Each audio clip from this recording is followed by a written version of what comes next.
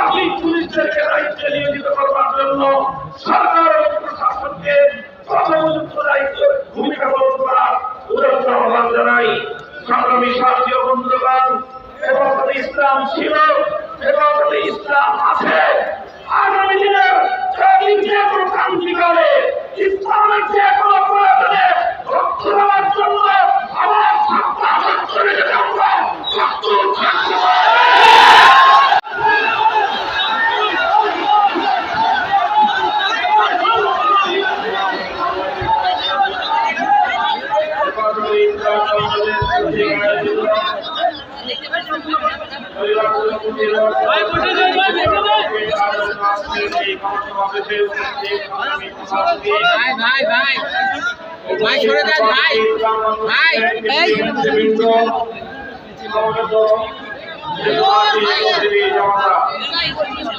আমি আমার বক্তব্যের শুরুতেই শ্রদ্ধা করে হুজুর 2005 সালের পিলখানা ট্রাজেডিতে নিহত সকল সামরিক কর্মকর্তাদের স্মরণ করছি। 2013 সালে বাংলা বছরে গভীর রজনীতে জালিমের বুলেটের আঘাতে ধ্বংস হওয়া শহীদ ভাইদের স্মরণ করছি। 2014 সালের নির্বাচনের পূর্বে জালিমের নির্যাতনে নিহত সকল বিরোধী মতের শহীদদের স্মরণ করছি। 2021 সালের মোদী বিরোধী আন্দোলনে জালিম শাহীর নির্যাতনে নিহত আমার হেফাজতে ইসলাম কর্মী ভাইদের স্মরণ করছি। 2024 সালের কোটা বিরোধী ও বৈষম্য কোটা সংস্কার ও বৈষম্য বিরোধী ছাত্র আন্দোলনের ছাত্র রাষ্ট্রপতি আমার সেই তরুণ ছাত্র জনতা সহ সকল শহীদদের তাদের সকলকে শ্রদ্ধা করে স্মরণ করি এবং এই সকল হত্যাকাণ্ডের বিচার দাবি করি। সেই সঙ্গে এই সকল শহীদদের পরিবার পরিজন এবং যারা আহত হয়ে হাসপাতাল এবং বিছানায় কাতরাচ্ছে তাদের পাশে দাঁড়াবার জন্য দেশবাসীকে আহ্বান জানাই। সেই সঙ্গে আমি এই সকল হত্যাকাণ্ডের সঙ্গে জড়িত বিগত ফ্যাসিবাদী জালিম সরকার এবং এই হত্যাকাণ্ডের সঙ্গে সরাসরি জড়িত প্রশাসনের সকল ব্যক্তিদের দায়ীদের বিচার করে তাদেরকে যথোপযুক্ত শাস্তির ব্যবস্থা নিশ্চিত করা। সাথী বন্ধুগণ, আজ এই হেফাজতে ইসলামের মঞ্চ থেকে অন্তর্বর্তীকালীন সরকারকে আমি স্বাগত জানাই, তাদেরকে আহ্বান জানাই, বলতে চাই যে জনগণের পক্ষে আপনারা যে কাজ করবেন তাদের প্রতি তার প্রতি আমাদের অকুণ্ঠ সমর্থন থাকবে। আমরা আশা করব দেশ জাতীয় ইসলাম বিরোধী কোন কাজে আপনারা পদক্ষেপ নেবেন না, আপনাদের দ্বারা সেই ধরনের কোনো কাজ হবে না। আমরা দেশবাসীর নিরাপত্তার প্রতি দৃষ্টি আকর্ষণ করতে চাই। সংখ্যালঘু ইন্ডাস্ট্রিয়াল এরিয়া, বিভিন্ন মার্কেট সহ ব্যবসা বাণিজ্যের স্থান, আবাসিক এলাকা, মহাসড়ক গুলোতে আমাদের হেফাজতে ইসলামের নেতাকর্মী আলেম সমাজের দেশবাসীকে ভলেন্টিয়ারের দায়িত্ব পালন অব্যাহত রেখে দেশের শান্তি শৃঙ্খলা অব্যাহত রাখার জন্য যে কোনো ত্যাগ স্বীকার করতে আমি আহ্বান জানাই। সেই সঙ্গে সংখ্যালঘু ইস্যুটিকে অযথা অপ্রয়োজনে এটিকে গণমাধ্যমের সঙ্গে অযাচিতভাবে উপস্থাপন করে দেশের ভাবমূর্তি ক্ষুণ্ণ না করার জন্য সংশ্লিষ্ট সকলের প্রতি আমি উদাত্ত আহ্বান জানাই। সেই সঙ্গে আমি আজ এই মঞ্চ থেকে স্মরণ করছি বাংলাদেশের লক্ষ কোটি প্রবাসী রেমিটেন্স যোদ্ধাদেরকে, যারা বাংলাদেশের অর্থনীতির মেরুদণ্ডকে সোজা রেখেছে, যাদের রেমিটেন্স যুদ্ধে ফাঁসিবাদী সরকারের অর্থনীতির ভিত খসে পড়েছিল। সুতরাং আবার তাদেরকে আমি আহ্বান জানাতে চাই, বাংলাদেশের প্রবাসীরা যারা যেখানে আছেন আপনারা রেমিটেন্স পাঠিয়ে আমার দেশের নতুন সরকারকে সহযোগিতা করুন, দেশের অর্থনৈতিক পরিবর্তনে আপনারা ভূমিকা পালন করবেন।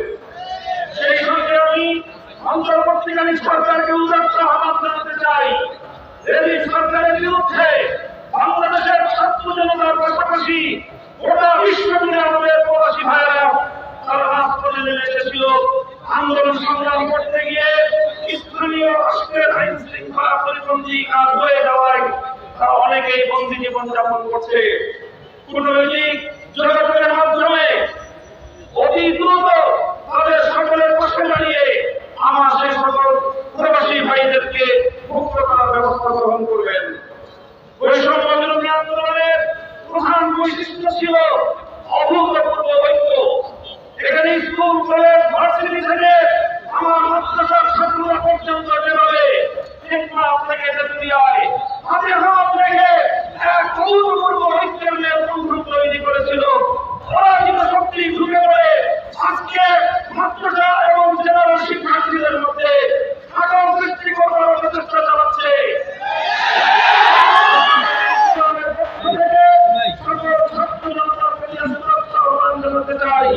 কোন ষড়যন্ত্রের মধ্যে আমরা পা দেব না, কোন ষড়যন্ত্র কানে শুনব না। আমাদের এই ঐক্যকে অটুট রাখতে হবে। আমাদের মুসলিম এখন বহুদূর। আমাদের এই অর্জিত বিজয়কে মন্দিরের রাস্তায় পৌঁছাতে হলে আমাদেরকে আরো বহু পথ চলতে হবে।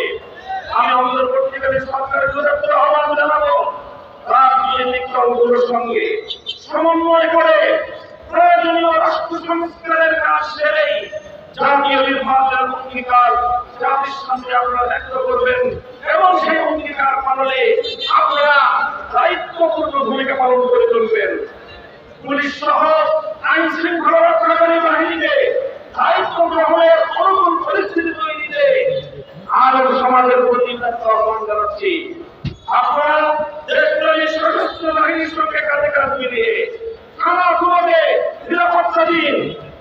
আইন শৃঙ্খলা রক্ষাকারী বাহিনীর সাধারণ যে সকল সদস্যরা নিহত হয়েছেন, নিরাপদ সকল সদস্যরা এই বন্ধনে নিহত হয়েছেন, তাদের প্রতি আমি সহমর্মিতা জ্ঞাপন করছি।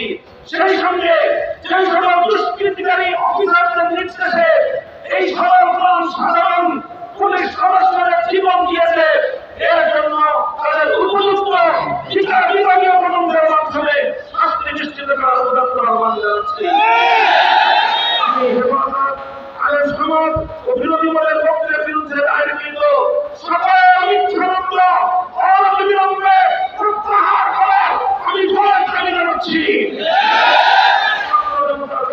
বিরোধী অভ্যুত্থানের উদ্দেশ্য অঞ্চলের চেষ্টা চলছে, আরো চেষ্টা হয়েছে। আমার ছাত্র জনতাকে আমি ধন্যবাদ জানাই, যারা বিগত সরকারের সবচেয়ে বড় অত্যাচার এবং বৈষম্যের হাতিয়ার বিচার বিভাগকে কলঙ্কিত করবার সেই প্রয়াসকে তারা আশ্বাস করে দিয়েছে।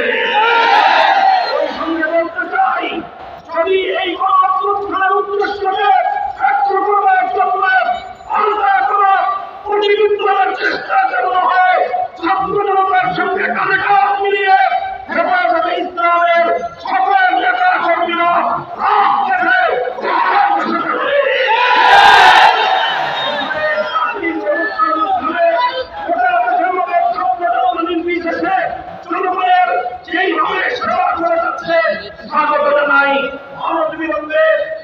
পুলিশদেরকে দায়িত্বে নিয়োজিত করবার জন্য সরকার এবং প্রশাসনকে যথোপযুক্ত দায়িত্ব ভূমিকা পালন করার উদাত্ত আহ্বান জানাই। সংগ্রামী সাথী ও বন্ধুগণ, হেফাজতে ইসলাম ছিল, হেফাজতে ইসলাম আছে। আগামী দিনের যে কোনো ক্রান্তিকালে ইসলামের যে কোনো প্রয়োজনে রক্ত দেওয়ার জন্য আমার চলে যেতে আমরা